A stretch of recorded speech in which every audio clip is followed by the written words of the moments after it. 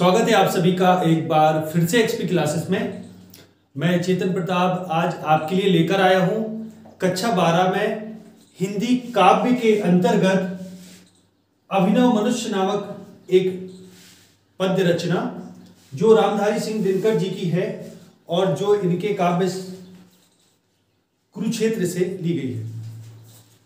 ये रचना जो है बहुत ही सुंदर रचना है जिसमें अभिनव मनुष्य यानी आधुनिक मनुष्य या नया मनुष्य के बारे में बताया है और बताया है कि मनुष्य कैसे कितना विकसित हो गया आज के जमाने में कि उसने प्रकृति पर लगभग अपना पूरा अधिकार कर लिया है, उस पर अपनी सत्ता कायम कर ली है। और साथ ही साथ माने इसमें प्रकृति पर मनुष्य के अधिकार का वर्णन भी कवि करते हैं और इसके अलावा विज्ञान में जो मनुष्य ने उन्नति की है उस उन्नति को बताते हैं और साथ ही साथ अंत में जब इसका उपसंहार करते हैं इस कविता का तो विज्ञान को एक खतरनाक तलवार के रूप में भी वर्णन करते हैं। यानी इस कविता में एक मनुष्य का शौर्य गान भी किया है और उसके अलावा जब उपसंहार किया है तो मनुष्य को विज्ञान से बच के रहने के लिए भी कहा है और साथ ही साथ इसमें कुछ हल्का फुल्का व्यंग भी उन्होंने दिया है। ठीक है, तो रचना बहुत इंपॉर्टेंट है, बोर्ड एग्जाम को देखकर भी बहुत इंपॉर्टेंट है। तो आप वीडियो के लास्ट तक बने रहिएगा, पूरा समझिएगा। मैं एक एक शब्द आपको बहुत क्लियरली यहां एक्सप्लेन करूंगा, इसकी व्याख्या करूंगा। तो आप लास्ट तक वीडियो को देखिएगा, पूरा देखिएगा। मैं चेतन प्रताप एक बार फिर से आप सभी का स्वागत करता हूं एक्सपी क्लासेस में।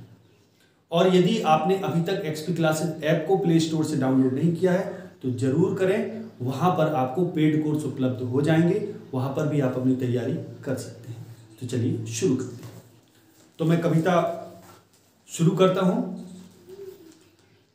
रचना है अभिनव मनुष्य यानी नया मनुष्य या आधुनिक मनुष्य। दिनकर जी की बहुत ही सुंदर रचना है, बहुत ही अच्छी रचना है।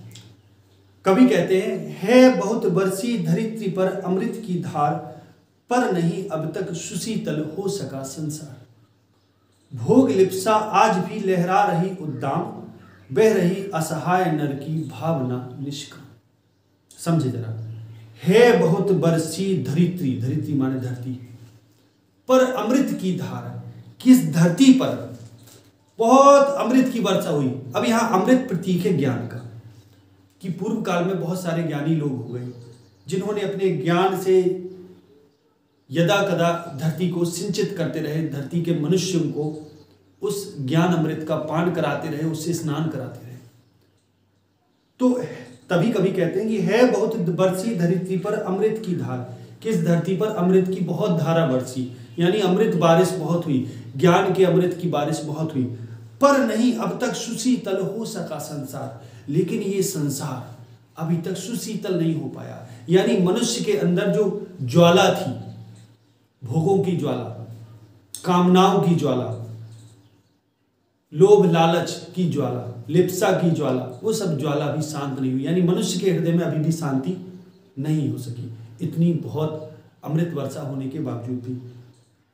भोग लिप्सा आज भी लहरा रही उद्दाम, कि मनुष्य में जो भोगों के प्रति लिप्सा है, जो लालसा है, वो आज भी लहरा रही है उसके हृदय में। उद्दाम माने प्रचंड वेग से, मनुष्य के हृदय में भोगों के प्रति लिप्सा जो है वो प्रचंड वेग से लहरा रही, यानी मनुष्य के हृदय में भी शांति नहीं है, धैर्य नहीं है। बह रही असहाय नर की भावना निष्काम, और जो ये मनुष्य है वो असहाय है और उसकी जो भावना है, यानी जो भी वो कर्म करता है, जो भी यह भावना है उसकी, वो सारी निष्काम है, बिना किसी फल के समाप्त हो रही। यानी मनुष्य की भावना का कोई मोल नहीं बचा, यानी निष्काम ही मनुष्य की भावना बह रही बिना किसी फल के। मनुष्य बड़ा असहज और असहाय महसूस कर रहा है। अब अगले पद की माने इस पद में कवि ने मनुष्य को दीनहीन भी बता दिया और साथ ही बता दिया कि मनुष्य के पास इतना ज्ञान का भंडार होने के बावजूद भी, ज्ञान के इतने स्रोत होने के बावजूद ही, मनुष्य जाति पर इतनी ज्ञान वर्षा होने के बावजूद ही मनुष्य आज तक ज्यों का त्यों है। यानी अभी भी भोगों के प्रति लगा हुआ है, भोगों के पीछे भाग रहा है और मनुष्य की जो भावना है वो निरुद्देश निष्फल होती जा रही है। आगे कहते हैं कवि, भीष्म हो अथवा युधिष्ठिर या की हो भगवान, बुद्ध हो कि अशोक, गांधी हो कि ईशु महान, सिर झुका सबको सभी को श्रेष्ठ निज से मान, मातृवाचक ही उन्हें देता हुआ सम्मान, दग्ध कर पर को स्वयं भी भोगता दुखदाय, जा रहा मानव चला अब भी पुरानी राह। अब इसमें कहते हैं कि जो मनुष्य है, आज का मनुष्य, आधुनिक मनुष्य, ये मनुष्य जो पूर्व काल में, आदि काल में जो महापुरुष हो गए हैं, जैसे कि भीष्म, युधिष्ठिर, चाहे स्वयं भगवान श्री कृष्ण हो, बुद्ध हो, गांधी हो, अशोक हो, कोई भी हो, ये सारे महामानव, इनको मनुष्य सम्मान तो दे रहा, श्रेष्ठ निज से मान, यानी निज में, स्वयं में जितना श्रेष्ठ रूप में ये मान दे सकता है उनको दे तो रहा, लेकिन मातृवाचक ही उन्हें देता हुआ सम्मान। लेकिन मनुष्य का इन महापुरुषों के प्रति जो सम्मान है वो मातृवाचक है, यानी मुख से मौखिक सम्मान दे रहा, उनके प्रति अच्छे शब्द बोल रहा, ठीक समझ रहे, लेकिन उनकी दी हुई सीखों को, उनके द्वारा किए हुए कृत्यों को अपने जीवन में नहीं उतार रहा। माने भीष्म हो, युधिष्ठिर हो, भगवान हो, बुद्ध हो, अशोक, ईशु, गांधी, कोई भी हो, ये सारे इनके लिए महान तो हैं मनुष्य के लिए, लेकिन महान होने के अलावा जो भी इन्हें ये सम्मान दे रहा है महान जानकर, वो केवल वाचिक दे रहा है, इनके द्वारा दी हुई सीखों को अपने कर्म में उतार नहीं रहा। यानी कर्म और आचरण मनुष्य का इन महापुरुषों से अछूता है, केवल उनको मातृवाचिक ही सम्मान दे रहा। दग्ध कर पर को माने दूसरों को, पर माने दूसरों को, दग्ध माने जलाकर, कि दूसरों को भी जला रहा है, स्वयं भी भोगता दुखदाह है, कि दुख रूपी दाह माने अग्नि, यानी दुख रूपी जो पीड़ा है उसको स्वयं भी भोग रहा और दूसरों को भी उस दुख रूपी अग्नि में जला रहा। जा रहा मानव चला अब भी पुरानी राह है, कि मनुष्य अब भी उसी पुरानी राह में जा रहा, वही अज्ञान की राह में फिर से जा रहा, वही भोगों की राह में, वही पतन की राह में अब भी मनुष्य चला जा रहा। आगे देखिए, अब आगे कवि कहते हैं, आज की दुनिया विचित्र नवीन, कि जो आज की दुनिया है, जो आज का मनुष्य बड़ा विचित्र है और बड़ा नया है, नवीन है। प्रकृति पर सर्वत्र है विजयी पुरुष आसीन, किस प्रकृति पर सब जगह विजयी पुरुष है। अब विजयी पुरुष क्यों कहा गया, कि जो मनुष्य है उसने पूरी प्रकृति पर अपना अधिकार कर लिया है, सर्वत्र सब जगह उसने अपनी विजय हासिल कर ली है प्रकृति पर, इसलिए विजयी पुरुष कहा। तो ये विजयी पुरुष प्रकृति पर सर्वत्र सब जगह आसीन है, चाहे वो धरती हो, अग्नि हो, वायु हो, जल हो, आकाश हो, सब जगह प्रकृति पर मनुष्य ने, इस विजयी मनुष्य ने अधिकार अपना कर लिया है। बंधे नर के करों में बारी विद्युत भाप, हुक्म पर चढ़ता उतरता है पवन का ताप, कि मनुष्य के अब करों में, हाथों में, वारी माने जल, विद्युत माने विद्युत, भाप माने भाप, इन सबको उसने हाथ में बांध के रखा है, माने इन तत्वों पर भी उसका कंट्रोल आ गया, मनुष्य का नियंत्रण आ गया। और हुक्म पर चढ़ता उतरता है पवन का ताप, कि जो पवन है वो भी मनुष्य के अधीन हो गई है, उसका भी ताप माने यहाँ गति से अर्थ है, पवन की गति भी उसके हिसाब से तेज हो जाती है, धीमी हो जाती है, समझ रहे है नहीं बाकी कहीं व्यवधान, लांग सकता नर सरित गिरि सिंधु एक समान। अब मनुष्य के लिए कहीं कोई व्यवधान बाधा नहीं बची, आधुनिक मनुष्य के लिए वो लांग सकता है एक साथ, सरित माने नदी को, गिरि माने पर्वत को, और सिंधु माने समुद्र को एक समान वो लांग सकता है। फिर आगे कहते हैं, शीश पर आदेश कर अवधारी, प्रकृति के सब तत्व करते हैं मनुष्य के कार्य, कि मनुष्य ने प्रकृति पर इस तरीके से अपना अधिकार जमा के रखा है कि शीश पर आदेश कर अवधारे, कि मनुष्य का आदेश सिर पर रख के, अवधार माने धारण करना, सिर पर रख के प्रकृति के सब तत्व करते हैं मनुष्य के कार्य, कि मनुष्य के सारे कार्य प्रकृति के तत्व कर रहे हैं, कि जितने भी प्रकृति के तत्व हैं, क्षिति जल पावक गगन सबीरा, ये पांचों तत्व प्रकृति के जो हैं वो मनुष्य के अधीन है और मनुष्य के कार्य उसकी आज्ञा मानकर करते हैं। ठीक, आगे देखिए, मानते हैं हुक्म मानव का महावरुणेश, और करता शब्द गुण अंबर बहन संदेश। कि मनुष्य का जो हुक्म है वो महावरुणेश, वरुण देवता होते हैं जल के देवता, कि महावरुणेश भी यानी जल देवता भी मनुष्य का हुक्म मानते हैं, और करता शब्द गुण और वहन अंबर वहन संदेश। कि मनुष्य का जो संदेश है वो आकाश के माध्यम में, अंबर में, यानी शब्द गुण कहने का मतलब शब्द जो गुण है, शब्द का गुण क्या होता है? ध्वनि। कि ध्वनि को आकाश ही तो वहन करता है, यानी जब फोन में हम बात करते हैं तो कहीं भी ध्वनि पहुंच जाती है ना, कहीं भी बात कर ले तो ये आकाश से ही वहन हो रहा है। तो आकाश भी मनुष्य का हुक्म मानते हुए उसके शब्दों के गुणों को यानी ध्वनि को वहन करता है। नव्य नर की मुष्टि में विकराल, हेंट सिमटते जा रहे प्रत्येक क्षण दिख काल। कि नव्य मनुष्य की मुष्टि में विकराल, विकराल माने भयंकर। कि जो नव्य नर है, नया जो मनुष्य है, आधुनिक मनुष्य है, अभिनव मनुष्य है, उसकी मुष्टि में यानी मुट्ठी में हैं सिमटते जा रहे प्रत्येक क्षण दिक काल। कि क्षण और दिक काल माने दिशा और काल, समय, ये सब समेटते जा रहे हैं, यानी मनुष्य ने समय पर भी अपना अधिकार कर लिया है। अब आगे कभी कहते हैं, ठीक, यह मनुष्य यानी नव्य नर की मुष्टि में विकराल, हैं सिमटते जा रहे प्रत्येक क्षण दिक काल। कि विकराल, क्षण, दिशा, काल, ये सारी चीजें, यानी मनुष्य इतनी विकरालता को प्राप्त हो गया है कि मनुष्य के सामने अब सब छोटी चीजें हो गई। तो क्षण, दिशा और काल ये सब मनुष्य के अधीन हो गए, यानी समय भी मनुष्य ने कंट्रोल कर लिया। यह मनुष्य जिसका गगन में जा रहा है यान, कांपते जिसके करों को देखकर परमाणु, खोलकर अपना हृदय गिरी सिंधु भू आकाश, है सुना जिसको चुके निज गुह्यतम इतिहास।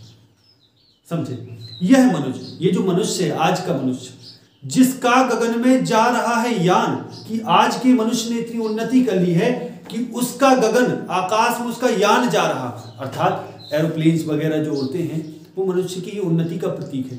तो उसकी उन्नति के प्रतीक के रूप में ये आकाश में वायुयान जो जा रहे हैं, ठीक, वो उसकी उन्नति का प्रतीक है। जिसका गगन में जा रहा है यान, कांपते जिसके करों को देखकर परमाणु। कि मनुष्य से परमाणु भी इतना डरते हैं कि उसके करों को, उसके हाथों को देखकर परमाणु भी कांपते हैं, यानी परमाणु के जो तत्व हैं जो भी है, अणु परमाणु भी कांपते हैं। खोल कर अपना हृदय गिरी सिंधु भू आकाश, है सुना जिसको चुके निज गुह्यतम इतिहास। कि खोल कर अपना हृदय गिरी माने हृदय की गुफा को या हृदय के पर्वत को, कहने का मतलब हृदयगिरी का अर्थ है हृदय के रहस्य। कि अपना हृदय यानी अपना रहस्य कौन कौन खोल चुका मनुष्य के सामने? सिंधु माने समुद्र, भू माने धरती, आकाश माने आकाश, ये सब अपना रहस्य खोल चुके हैं। है सुना जिसको चुके निज गुह्यतम इतिहास। कि ये अपना सारा जो गुह्यतम गूढ़ जो इतिहास है वो सब सुना चुके मनुष्य को। माने ये मनुष्य ने इन सब रहस्यों को जान लिया, चाहे वो धरती का रहस्य हो, चाहे वो समुद्र का रहस्य हो, और चाहे आकाश का हो। यानी ये चीजें मनुष्य को अपने गुह्यतम गूढ़ इतिहास को सुना चुके, माने मनुष्य इनको जान चुका। आगे देखिए, खुल गए पर्दे रहा अब क्या यहाँ अज्ञेय। कि सारे पर्दे खुल गए, अब कुछ भी अज्ञेय नहीं रहा, माने ऐसा कुछ नहीं रहा जो ज्ञात ना हो। अज्ञेय माने जो ज्ञात ना हो। किंतु नर को चाहिए नित विघ्न कुछ दुर्जेय।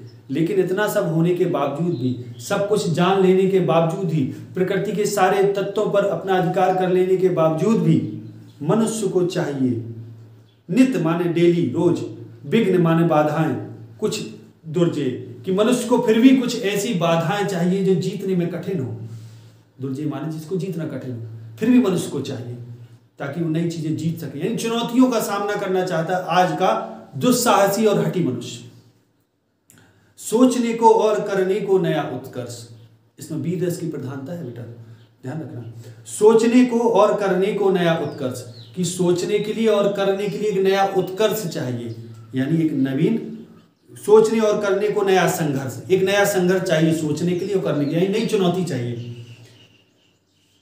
नव्य जय का क्षेत्र पाने को नया उत्कर्ष। कि मनुष्य इतना उन्नत हो चुका है उसको एक नव्य जय का क्षेत्र, यानी ऐसा क्षेत्र चाहिए जो नया हो, जिसको जीता ना हो किसी ने, उसको भी जीतना चाहता है। पाने को नया उत्कर्ष यानी नई ऊंचाई, उत्कर्ष माने ऊंचाई, नई ऊंचाई भी पाना चाहता है। ठीक, आगे देखिए। पर लेकिन चाहिए तो मनुष्य को सब कुछ, पर धरा सुपरीक्षिता, लेकिन ये जो धरती है मनुष्य के लिए सुपरीक्षिता हो गई, माने मनुष्य ने इस धरती का बहुत अच्छे से परीक्षण कर लिया, इसको जान लिया, छान लिया, है ना, खोज लिया। विश्लिष्ट स्वाद विहीन, और ये जो धरती है मनुष्य के लिए विश्लिष्ट, विशेष रूप से स्वाद विहीन है। मनुष्य का अब इसमें कोई रुचि नहीं बची धरती में, स्वाद विहीन हो गई। यह पढ़ी पोथी न दे सकती प्रवेग नवीन, कि अब मनुष्य को ये धरती ठीक वैसी हो गई जैसे कोई पढ़ी हुई किताब, पोथी माने किताब। अब ये मनुष्य को कोई नया प्रवेग, नया कोई वेग नहीं दे सकती कि मनुष्य कुछ सोचे, कुछ और जानने की। ठीक, एक पर धरासु परीक्षिता विश्लिष्ट स्वाद विहीन, यह पढ़ी पोथी न दे सकती प्रवेग नवीन, कि ये जो धरती है वो पढ़ी हुई पोथी के समान है, हो गई है, जो मनुष्य को अब कुछ भी नया प्रवेग नहीं दे सकती, और विश्लिष्ट स्वाद विहीन हो गई। मानव धरती में सुपरीक्षिता है, स्वाद विहीन है। अब ये मनुष्य को पढ़ी हुई पोथी मनुष्य के सामने हो गई। मनुष्य को कोई भी अन्य चीजें ऐसी प्रदान नहीं कर सकती जिसमें मनुष्य को कुछ रस महसूस हो, रस अनुभव हो, यानी विश्लिष्ट स्वाद विहीन हो गई। और अब ये धरती मनुष्य को कुछ नया प्रवेग नहीं दे सकती। आगे कहते हैं, यह लघु हस्तामलक, यह भूमि मंडल गोल, की जो धरती है एक लघु हस्तामलक है, माने हाथ में रखे हुए आंवले के समान है। लघु माने छोटे, हाथ में रखे हुए आंवले के समान है। यह भूमि मंडल गोल, ये जो गोल भूमि मंडल ये धरती है, ये मनुष्य के लिए ठीक वैसी जैसे हाथ में रखा हुआ एक छोटा सा आंवला। लघु हस्तामलक, हस्तामलक हाथ में रखा हुआ आंवला, हस्त आंवलक। ठीक, मानवों ने पढ़ लिए सब पृष्ठ जिसके खोल, कि ऐसा आंवला, ऐसी पोथी है कि जिसके मनुष्य ने सारे पृष्ठ ही पढ़ लिए खोल के। यानी कहने का अर्थ है मनुष्य के लिए अब इसमें अन्य कोई रहस्य नहीं बचा। आगे वो कहते हैं, किंतु नर प्रज्ञा सदा गतिशालिनी उद्दाम, लेकिन जो मनुष्य की प्रज्ञा है, जो ज्ञान शक्ति है, वो सदा गतिशालिनी है। यानी मनुष्य नई नई चीजें और नया ज्ञान पाना चाहता है। सदा गतिशालिनी उद्दाम माने प्रचंड है, मनुष्य शांत नहीं हुआ अभी। किंतु नर प्रज्ञा सदा गतिशालिनी उद्दाम, ले नहीं सकती कहीं रुक एक पल विश्राम, कि मनुष्य की जो प्रज्ञा है वो इतनी गतिशालिनी है, इतनी गतिमान है, इतनी उद्दाम, इतनी प्रचंड है कि एक क्षण भी नहीं रुक सकती। माने मनुष्य खोजता ही रहता है, जानने की इच्छा ही बनी रहती है ना, निरंतर, एक पल भी विश्राम नहीं कर सकती। यह परीक्षित भूमि है पोथी पठित प्राचीन, अब ये जो धरती है वो परीक्षित है, पूरी तरह जांची परखी हो गई। यह पोथी पठित, और ये जो धरती है वो एक पढ़ी हुई पोथी के समान है, प्राचीन है, पुरानी हो गई, नहीं रही। सोचने को दे उसे अब बात कौन नवीन, यानी ये परीक्षित है धरती, पढ़ी हुई पोथी है, प्राचीन है, और अब ये धरती मनुष्य को सोचने के लिए कुछ नई बात नहीं दे सकती, नवीन बात नहीं दे सकती। क्वेश्चन पूछते हैं, क्या दे सकती है? ठीक,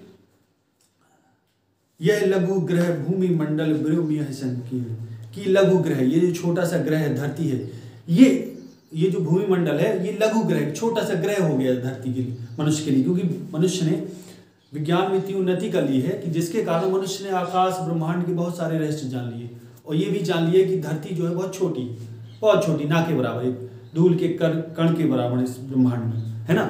तो तभी कभी कहते हैं कि यह लघु ग्रह भूमि मंडल व्योम यह संकीर्ण, कि जो धरती है वो, ये भूमि मंडल जो है एक छोटा सा ग्रह है, और ये जो व्योम है, आकाश है, मनुष्य इतना उन्नति कर चुका है कि आकाश भी जो है वो उसके लिए संकीर्ण है, बहुत छोटा हो गया।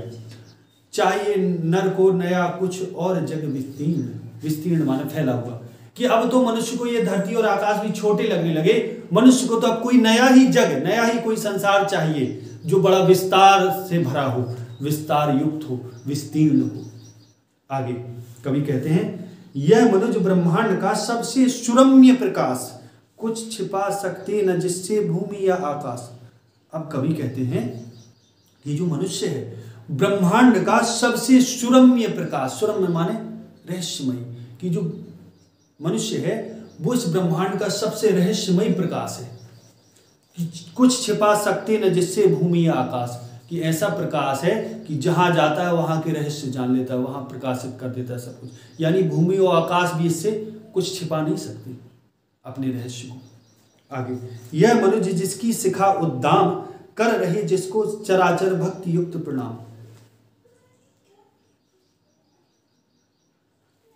यह मनुष्य जिसकी शिखा उद्दाम, शिखा माने शिखा चोटी, उद्दाम माने प्रचंड, ये मनुष्य की जो चोटी है वो प्रचंड है, यानी शिखा संदेशों को ग्रहण करने का एक माध्यम है, मीडियम है, तो ये बड़ी प्रचंड है, ये हमेशा तत्पर है कुछ ना कुछ ग्रहण करने के लिए। यह मनुष्य जिसकी शिखा उद्दाम, यहाँ शिखा के दो अर्थ भी ले सकते हैं, मनुष्य की ऊंचाई माने कुछ जानने कुछ पाने की जो ऊंचाई है वो। शिखा उद्दाम कर रहे जिसको चराचर भक्ति युक्त प्रणाम, कि मनुष्य को चराचर, मनुष्य की शिखा को चराचर, चर और अचर सारे प्राणी जो हैं वो मनुष्य को भक्ति युक्त, यानी मनुष्य की श्रेष्ठता और महानता, मनुष्य का महत्व समझते हुए, मनुष्य की सत्ता संपन्नता को समझते हुए, यानी मनुष्य की सत्ता को स्वीकार करते हुए मनुष्य को भक्ति युक्त प्रणाम कर रहे, भक्ति में डूबकर। यह मनुष्य जो सृष्टि का श्रृंगार, ज्ञान का, विज्ञान का, आलोक का आगार, आगार माने होता है भंडार, ये जो मनुष्य है वो सृष्टि का श्रृंगार है, माने बिना मनुष्य के सृष्टि अच्छी नहीं लग सकती, इसलिए मनुष्य को सृष्टि का श्रृंगार कहा है कवि ने। और कहा है ज्ञान का, विज्ञान का, आलोक का आगार, आगार माने भंडार। और ये जो मनुष्य है, अभिनव मनुष्य, जो नया मनुष्य, ये ज्ञान का, विज्ञान का और आलोक माने प्रकाश का एक भंडार है। ठीक, व्योम से पाताल तक सब कुछ इसे है ज्ञेय। ये जो आज का मनुष्य, इसको व्योम से यानी आकाश से लेकर पाताल तक सब कुछ ज्ञेय है, माने ज्ञात है, सब कुछ मनुष्य ने जान लिया। पर लेकिन कभी थोड़ा खिल्ली उड़ाते हुए, व्यंग करते हुए कहते हैं, पर न यह परिचय मनुष्य का, यह न उसका श्रेय। लेकिन जो मनुष्य का ये परिचय है कि मनुष्य ने सब कुछ आकाश से पाताल तक जान लिया, ज्ञात कर लिया, उसको ये मनुष्य का परिचय नहीं है। कि मनुष्य ने सब कुछ ज्ञात कर लिया, ये उसका मनुष्य का परिचय नहीं है। पर ये न यह परिचय मनुष्य का, यह ना उसका श्रेय, और ना ही इसमें उसका कोई श्रेय है, उसका कोई महत्व है। ठीक, आगे कभी कहते हैं श्रेय उसका, कि अगर इतना सब जान लेने के बाद भी मनुष्य का इसमें कोई श्रेय नहीं, कोई महत्व नहीं। फिर आगे कभी कहते हैं श्रेय उसका बुद्धि पर चैतन्य उर की जीत, कि मनुष्य का महत्व तभी है जब उसकी बुद्धि पर, उसके चैतन्य उर माने हृदय, चैतन्य माने चेतना युक्त, चेतन शक्ति से भरे हुए हृदय से जब वो अपनी बुद्धि को जीत ले, बुद्धि पर चैतन्य उर की जीत, जब बुद्धि पर वो अपने चेतना युक्त हृदय से जब वो विजय पाले, तब मनुष्य का श्रेय है, तब महत्व है। श्रेय मानव की असीमित मानवों से प्रीत, और मनुष्य का श्रेय तभी है जब वो असीमित मानवों से, यानी संसार के समस्त प्राणी जो असीमित है, जिनको गिना नहीं जा सकता है ना, असंख्य है, असंख्य प्राणियों से जब वो प्रेम करे, तब उसका श्रेय है, उसका महत्व है। एक नर से दूसरे के बीच का व्यवधान तोड़ दे जो, बस वही ज्ञानी, वही विद्वान और मानव ही वही। और कवि कहते हैं कि जो एक नर से दूसरे के बीच का जो व्यवधान है, अंतर है, जो भेदभाव है, वो जो तोड़ दे, मिटा दे, बस वही ज्ञानी है कवि की नजर में, वही विद्वान है और मानव भी वही है। यानी जो आपसी अंतर न जानता हो वही ज्ञानी है, वही मनुष्य है, जो सबसे प्रेम करता हो वही विद्वान है, मानव भी है ना। आगे देखिए, अब सावधान करते हुए मनुष्य को कहते हैं कवि, सावधान मनुष्य यदि विज्ञान है तलवार, तो इसे दे फेंक तज कर मोह स्मृति के पार। अब कभी सावधान करते हुए मनुष्य को कहते हैं कि हे मनुष्य, माना तूने विज्ञान में बहुत उन्नति कर ली है, लेकिन सावधान, इस विज्ञान से ही सावधान हो जा। सावधान यदि विज्ञान है तलवार, यदि विज्ञान एक तलवार है तो इसे दे फेंक। यहां तलवार से अर्थ है खतरा, विज्ञान को खतरा बताया। विज्ञान में जितनी मनुष्य उन्नति कर लेता है उतनी खतरे में भी चला जाता है। तो सावधान मनुष्य यदि विज्ञान है तलवार, तो इसे दे फेंक, तज कर माने छोड़कर, मोह माने मोह के, स्मृति के माने याद के पार, माने ऐसा इसको फेंक दे, मोह त्याग कर कि स्मृति के पार चली जाए, माने इसकी तुझे कभी याद भी ना आए, ऐसा छोड़ दे इसको। हो चुका है सिद्ध है तू शिशु अभी अज्ञान, फूल कांटों की तुझे कुछ भी नहीं पहचान।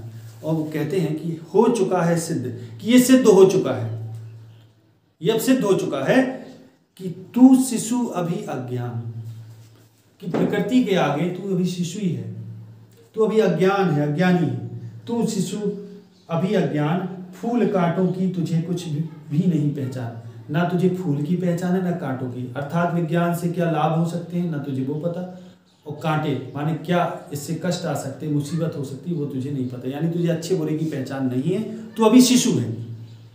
खेल सकता तू नहीं ले हाथ में तलवार, कि इस विज्ञान रूपी तलवार को तू हाथ में लेकर नहीं खेल सकता। काट लेगा अंग तीखी बड़ी है, तीखी है बड़ी है धार, कि अगर विज्ञान से तू सावधान नहीं रहा, विनाशकारी आविष्कार करता ही रहा, तो ये तलवार है जो खतरनाक है और तू इससे अपने अंगों को काट सकता है, और ये बड़ी तीखी इसकी धार है। खेल सकता तू नहीं ले हाथ में तलवार, काट लेगा ये अंग, तीखी है बड़ी यह धार, कि इसकी धार बहुत तीखी है तो अपने अंग काट ले सकता है, इसलिए सावधान हो चाहे मनुष्य। ठीक, तो मनुष्य को सावधान करते हुए अंत में उपसंहार में कवि विज्ञान को एक तलवार की संज्ञा देते हैं और मनुष्य को उससे सावधान रहने के लिए कहते हैं। तो इस प्रकार से ये जो रामधारी सिंह दिनकर जी की बहुत ही सुंदर रचना अभिनव मनुष्य बोर्ड एग्जाम को देखते हुए बहुत ही महत्वपूर्ण है। तो आशा है आपने इसको बेहतरीन समझा होगा।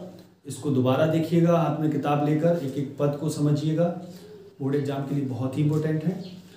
तो आज यहीं तक, आगे मिलते हैं अगले वीडियो में। यदि वीडियो अच्छा लगा हो तो लाइक और शेयर करना ना भूलें, और जिन्होंने अभी तक चैनल को सब्सक्राइब नहीं किया है वे चैनल को सब्सक्राइब कर लें और बेल आइकन भी ऑन करें, ताकि इसी तरह आपको और भी वीडियो मिलते रहें। तो आज यहीं तक। जय हिंद, जय भारत, वंदे मातरम।